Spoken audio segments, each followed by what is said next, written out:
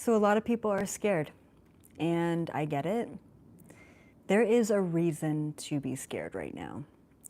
Everything that we know is changing, and not just at an individual level, and definitely not just at a political level, but at an economic level and at a global level. Everything we've ever been taught, everything that we know, everything that we're comfortable with is shifting. And today we are going to specifically focus on the global relations.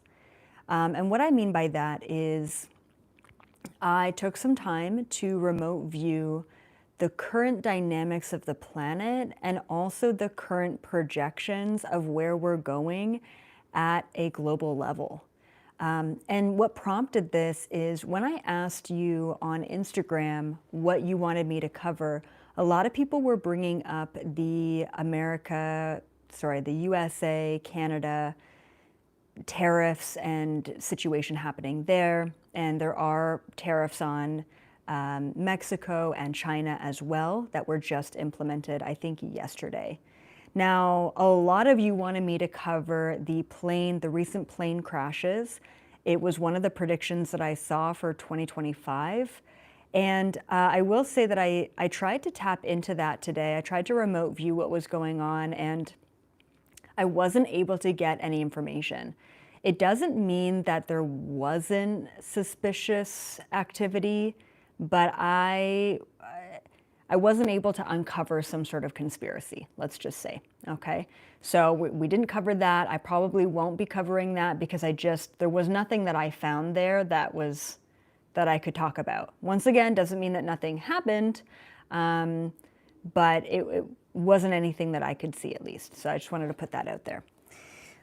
So yeah, I want to mention a couple of things, and then we'll go into everything that I saw in my remote viewing today. And it's really interesting, obviously, if you are concerned or you're worried about the future of the global relations, this is the video that you want to watch, because we're not just talking about 2025, we are talking about implications moving forward for the planet.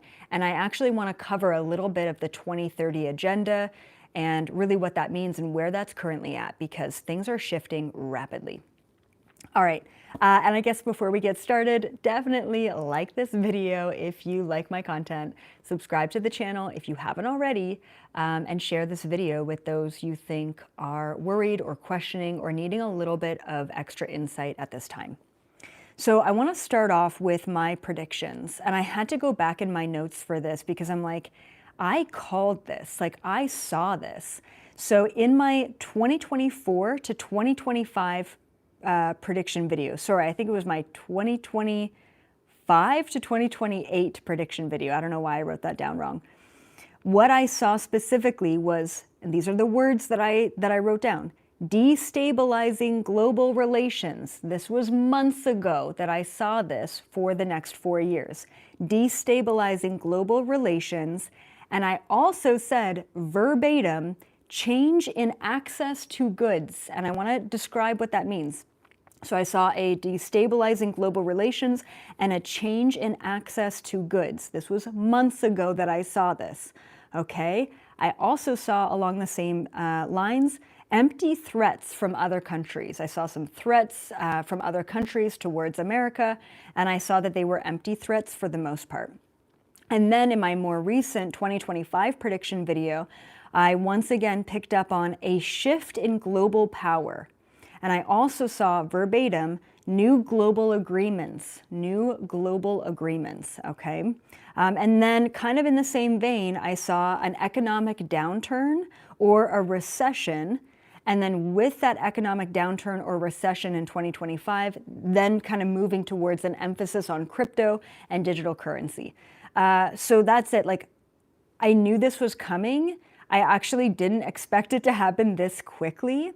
And before I get into my long list of other insights or like deeper insights that I saw from today, I want to talk about something that if you've been a member in my community, if you've been with me for a couple of years now, you know that I've mentioned this many times before.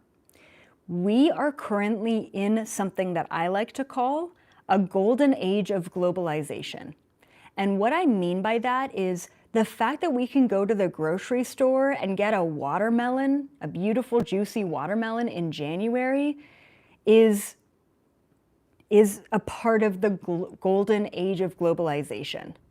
Where we're at right now with global trade is, no one really thinks about it, but it's, let's call it unsustainable, okay?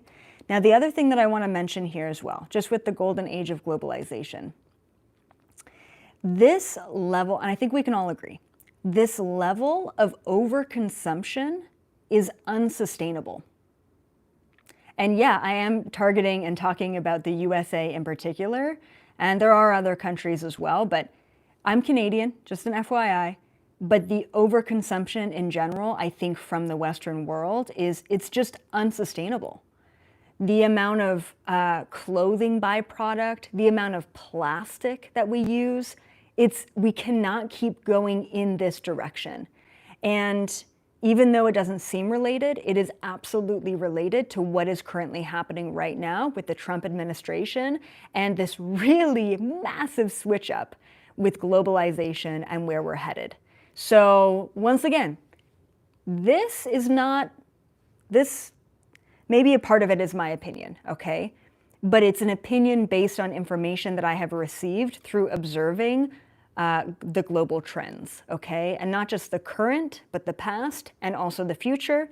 As always, you guys, before going into these sort of predictions and this information, take it or leave it. If it resonates with you, great, it's for you. If it does not resonate with you, leave it at the door. Who cares? I don't care, okay? So none of this information is being pushed on you. There might be some aspects of this that are quite triggering, and that's totally okay. If you have a really sharp opinion, that's okay too, all right?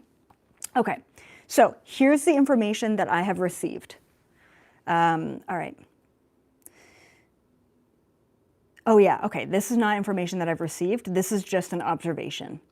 When everything is so interconnected, one part of the system will take the rest of the system down, all right? I know a lot of us aren't totally educated on globalization and how that all works, but I think there are some of us who are aware of the 2030 agenda and this whole sentiment of you will own nothing and you will be happy, all right? Part of what I've been seeing as a global trend with the elites, the shadow government, the deep state, whatever you want to call them, is they are really pushing globalization. They are pushing every country, every citizen being connected to one another so that they have a focal point. They have a center of control. They cannot control many different fractured systems. They absolutely can control one system under one government, under one rule, all right? And so I've been talking about this for quite some time, for definitely the last decade. I've been talking about sort of the direction that we're headed in and what they've really wanted with that. And part of their depopulation agendas is, yes, they want to control us all under the same roof, and at the same time, they want to control a smaller portion of us, all right? Like I said, when everything is interconnected, when everything is entangled, it's very easy for one part of the system to go down to bring down the rest of this global system. All right. All right. So what I am observing is that Trump, okay, and maybe some forces that he's a part of, is detangling this web. And starting this trend, right? Like what he's sort of starting in the USA is a trend that's sort of seeping into the rest of the world. At its surface, it's very scary. He's pulling out of different organizations like the WHO. He's, adding tariffs where there never has been, especially in his own continent. It's really scary stuff. So I get that. It's so different than what we've ever seen before. And like I said, right at the beginning, especially for the next couple of years, our general access to goods is going to be in decline. Our general access to goods is going to be in decline. It's going to be challenging. I mean, there's no way to sugarcoat that. To shift away from the old earth, and we know this because I've been talking about this for a while, we've got to destabilize that timeline. We've got to destabilize that reality. Like the deep state has been setting up this structure of control and depopulation and dulling and distracting the masses and bringing us fear and survival mentality for such a long time. And we need to dismantle it. We need to disrupt it all, right? And it's really scary to be in a phase of disruption because there's so much uncertainty and it's not going to be pleasant. It's not going to be easy at first. So there is no sugarcoating this, but I just wanted to give a little bit of awareness to what is happening right now. We are moving away from globalization. Okay. Right, so this is what I wrote down. Our general access to goods will decline, but our national sovereignty will increase. Just keep that in mind. And then there is an example that came to mind when I was taking a look at the way that the way that globalization is going to switch moving forward. And like I said, it's not just going to happen in the US, it's going to happen globally, slowly but surely. So I want you to think about your own house, your own household, and your own family, and your own access to goods on a daily basis. If you need something, you go to the grocery store, you buy it from a grocery store. If you, need internet, you go to your internet provider. If you need water, you have utilities and you pay for your water usage, and so on and so forth. What happens when the electricity, wire going to your house, is like blown over in a windstorm? You have no more access to electricity, right? Okay, I hope I'm getting this image across.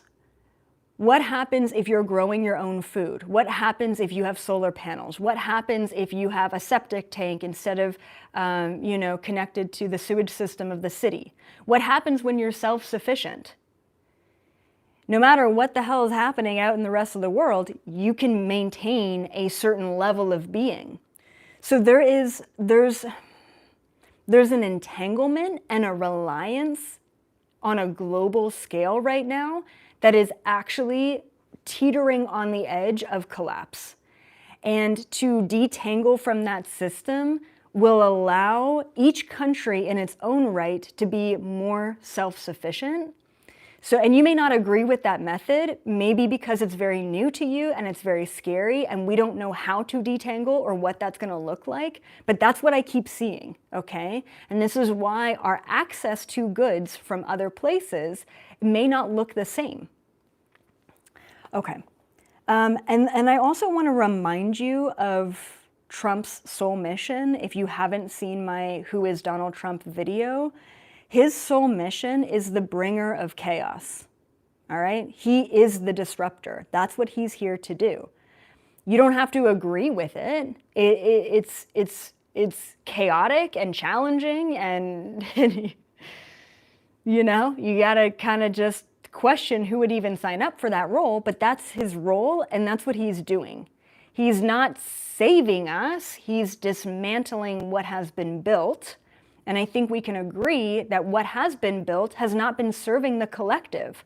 So we're going to have to go through a period of transition and challenge and uncertainty and navigate that together in order to survive. All right? So I just wanted to remind you of his mission and say that's what he's doing right now. This is going to be his last sort of round in office, and he is truly bringing the chaos. You know what? I wonder if I wrote that down. I think I did. Hold on.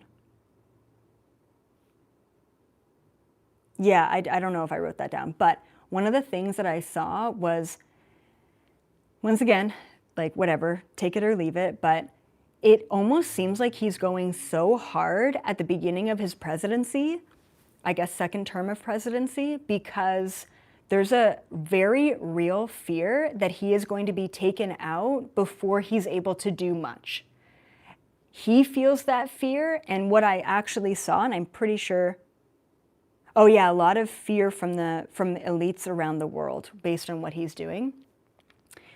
it does seem like they have a very real plan to try and take him out sooner rather than later. So I did see that as well in my 2025 prediction, is that there's potentially going to be another assassination attempt.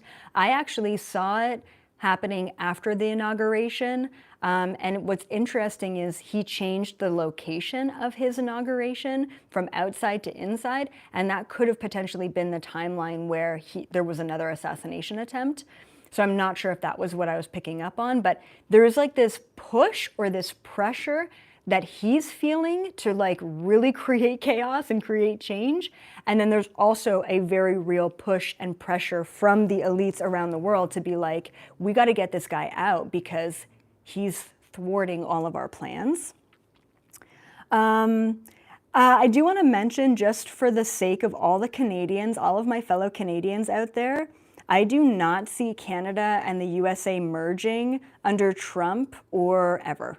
Okay, not that it's never going to happen, but I did take a look at that because I know a lot of people are worried. I would be worried about that. I don't think any one sort of government should be navigating that much stuff. But also I don't really agree with Trudeau. So we need a switch up in Canada. But yeah, I just didn't see that as being I didn't see it as being the solution, and I didn't see that being a reality under Trump or in general. So just maybe to ease some Canadian minds.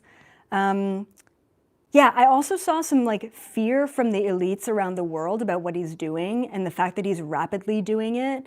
And then I also saw like a lot of weird oil stuff in the Middle East. So there's going to be some threats from the Middle East. I don't know if it's an oil crisis or an oil shortage or just maybe oil tariffs. I'm not sure, but it seems like there may be a little bit of pushback from the Middle East, and that may not happen right away, but it's something that came up, so I'll just mention it. And then I did see as well, other countries will follow suit with tariffs and sustainability. So more so this like assessment that each country will go through of, where are we at? What do we have? What can we provide our own citizens? And I even saw things like, for example, in Asia, because there's a lot of rice fields, and that's something that's a big export for them. Like rice is going to be very cheap. Whatever a country makes is going to be very cheap, and whatever they import is going to be really expensive. I mean, like, duh, like that's the whole tariff thing, but that's what I saw as well. Anyway, what else did I see? Oh yeah, a lot of talk about getting rid of Trump. That was just something I saw, like a lot of talk from the deep state. And then, so there's also a new economic system that's being considered. So right now Trump and that administration is really working with, and I'm not saying that, once again, he's not a savior, he's not a saint, I don't even like the guy, but he's changing things up, dismantling the old. So there's also like, they're considering a brand new economic system because we're so indebted. Like this current system is it's just like, it's built on illusion after illusion. And I'm sure we don't even have the gold in the Federal Reserve. Like, let's be honest. And so they're really considering that, but they're working with the current economic system to make some changes. And then it seems like later on, like it could be later in 2025, where they're starting to really consider and implement a brand new economic system. Is this the whole economic reset that we've been waiting for? Potentially. And I think that even though the US isn't a leader in economics or the world, I think that whatever does happen here is going to start to shift other aspects of the planet and other countries as well.